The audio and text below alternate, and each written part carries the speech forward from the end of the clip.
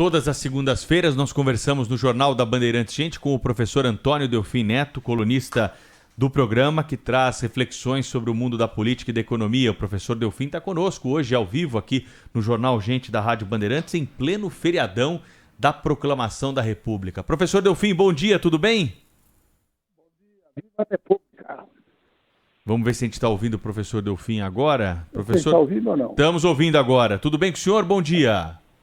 Viva a República. Viva a República, né, professor Delfim? Aliás, tem uma entrevista interessante no canal Livre aí desse fim de semana sobre a história, né? A Band está mostrando aí os 200 anos de independência, uma série de reportagens sobre a história brasileira que precisa ser muito mais difundida. E o professor Delfim participou de boa parte dessa história aí, por isso tem conhecimento para falar conosco sobre os assuntos do momento e trazer aí reflexões importantes. Essa viagem do presidente Bolsonaro para atrair investimentos lá no Oriente Médio, lá é onde está o dinheiro do mundo, né, professor? Eu acho que é uma coisa importante. O presidente ir ao Oriente Médio. O Brasil tem que se representar efetivamente. Temos oportunidades extraordinárias de investimentos no Brasil. O Brasil precisa se colocar com o seu verdadeiro valor. O Brasil é um mundo de oportunidades extraordinárias e tem sido prejudicada por um comportamento do próprio presidente. Nós nos transformamos em párias internacionais. E eu saúdo essa disposição agora do presidente de ir a Dubai para conversar, para falar, para mostrar que o Brasil é um país de oportunidades extraordinárias. Professor, muito bom dia. Bom dia, Cláudio. Queria comentar com o senhor, professor, na verdade eu queria que o senhor comentasse, né? Um levantamento divulgado pela revista Exame mostrando que em 2021, agora, o Brasil, o setor público brasileiro, considerando a União, os estados e os municípios, governo federal, governos estaduais e governos municipais, deverá fechar com o melhor resultado primário desde 2013, fechando no azul em 2011, com superávit de 91,3 bilhões de reais. Mas isso é uma coisa permanente, professor? O senhor acha isso ou é ocasional? A inflação pode ajudar um pouco nesse resultado? Como é que o senhor vê isso? Isso eu acho realmente que você está certo. Você está tendo um momento de expansão da receita muito grande no meio de uma pandemia e desarticulou o sistema produtivo. Como que você está tendo resultados que não correspondem, digamos, a uma tendência? Ele é um resultado interessante, mas limitado atualmente a esse problema. Do ponto de vista fiscal, você não pode dizer que o governo tem sido irresponsável. O Bolsonaro pode ter problemas em todos os setores, mas realmente ele é um homem que tem respeitado o teto, é um homem que tem correspondido, ele tem medo do desequilíbrio fiscal, o que é uma grande coisa para o Brasil. Professor Delfim, e esse embargo chinês à exportação, à carne bovina, né, que prejudicou muito as nossas exportações, já temos esclarecido o episódio aí que causou essa confusão, mesmo assim ainda não avançamos nas negociações com os chineses. O que está acontecendo? Na minha opinião, o chinês é um negociante terrível. Todos nós sabemos que isso é um problema, um acidente possível de acontecer em qualquer país, mesmo com os controles que nós temos no Brasil. Eles aproveitam isso para baixar os preços. No fundo, o chinês é um negociante terrível. Ele aproveita a cada instante, a cada coisinha como essa. O caso da vaca louca é um caso muito específico, está sob absoluto controle, mas cada vez que acontece qualquer coisinha, é usado para reduzir os preços da nossa carne. E ele hoje tem uma posição muito confortável. São os principais importadores.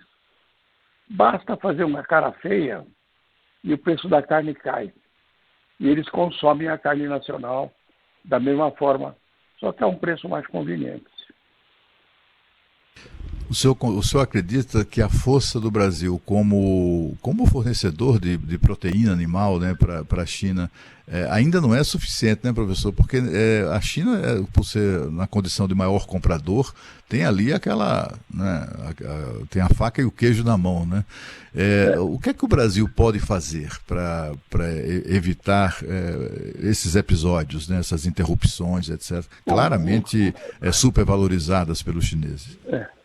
Bom, Cláudio, na verdade, no momento em que você tem um comprador privilegiado, que pode influenciar diretamente o preço, simplesmente atrasando 15 dias as compras, você tem uma necessidade imperiosa de realmente diversificar o seu suprimento. É um grande erro insistir no mercado chinês apenas. Você precisa diversificar os seus consumidores, ou senão você vai ficar sempre a serviço do monopólio, é um oligopsônio, na verdade, do mercado de carne. E o chinês sabe tirar proveito disso com brilhantismo. São 5.000 anos de experiência, Cláudio. É verdade. O caso chinês é um negócio muito diferente. É um Estado, inclusive, quando você considera, do ponto de vista burocrático, extremamente competente.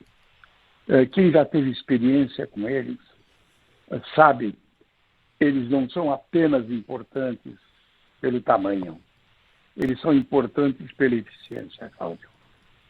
Professor Delfim, ontem eu li no Estadão que o deputado Zé Vitor, que é do PL de Minas Gerais, disse que está pronto o relatório sobre o marco das ferrovias no Brasil. Nas aulas de geografia, os alunos que estão nos ouvindo devem sempre acompanhar os professores dizerem dos benefícios, né, do transporte ferroviário. Mas a opção que foi feita no Brasil há muitos anos foi pelo transporte rodoviário, muito mais do que o fluvial e o ferroviário. O senhor acredita num desenvolvimento desse projeto ferroviário do Brasil? Ou mais uma vez, uma tentativa que carece ainda de mais empenho para sair do papel, hein? Esse é um assunto muito interessante.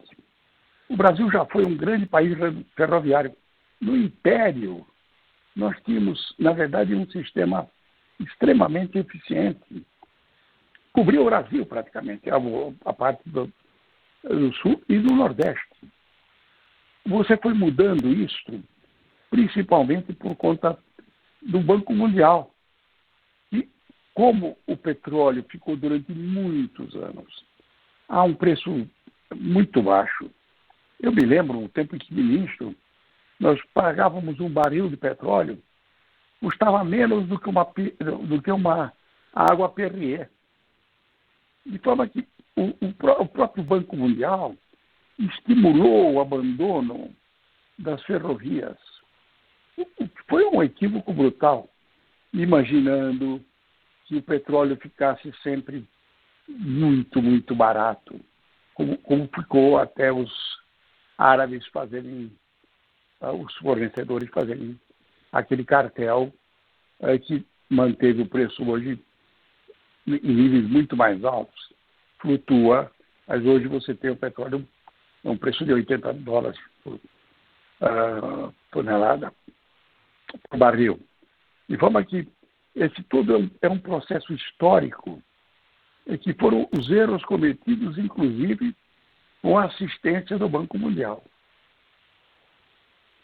Professor Antônio Delfim Neto participa conosco aqui, ouvinte da Rádio Bandeirantes, está lembrando a Estrada de Ferro Sorocabana, que completou 145 anos recentemente. Aí o ouvinte participa e lembra da saudosa Ferrovia Paulista S.A., FEPASA, viu, professor Delfim? Eu vou lhe dizer, a Paulista era um exemplo.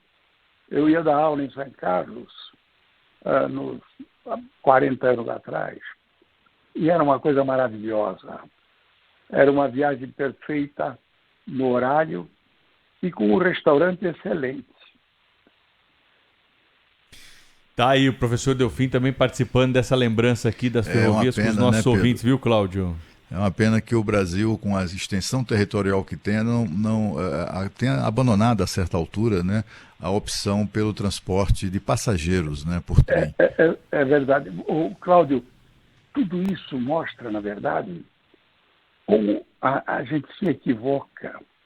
Nós considerávamos o Banco Mundial como a coisa mais perfeita, que era capaz realmente de nos levar para os caminhos corretos. Nós vimos hoje que, mesmo do tamanho que ele tem, com enorme burocracia, é também sujeito a erros brutais. Professor Delfim, obrigado pela participação aqui no meio do feriadão, hein? Um abraço para o senhor, até a próxima. Um abraço e viva a República de novo.